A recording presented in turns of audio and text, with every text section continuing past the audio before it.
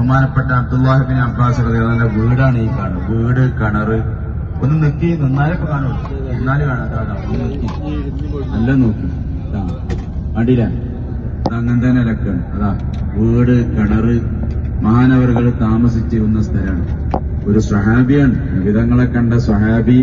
ആ സ്വഹാബത്തിന്റെ വീടും കിണറൊക്കെ നമ്മൾ കാണുന്നത്. അതാ കിണറതാ ഇതുപോലെ അത് അങ്ങനത്തെ ആ ഭാഗം കിണർ, വീടതാ കാണുന്നത്.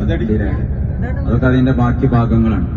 മഹാനവറുകള് ഒരുപാട് മക്കയില് വർഷങ്ങളോളം ദർസ് നടത്തിയിരുന്നു. മസ്ജിദുൽ ഹറാമാകുന്ന പള്ളിയിൽ ദർസ് നടത്തിയിരുന്ന ഒരു മുദരിസായിരുന്നു മഹാനവറുകൾ. അല്ലാഹുമ്മ അല്ലിംഹു ബിതഅ്വീലിൽ അഹാദീസ്.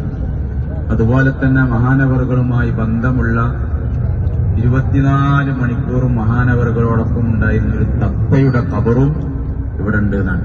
ഒരു തത്തന്റെ ഖബറും. ആ തത്തക്ക് ഖുർആൻ മുഴുവനും കാണാപ്പാടായിരുന്നു എന്നാണ്.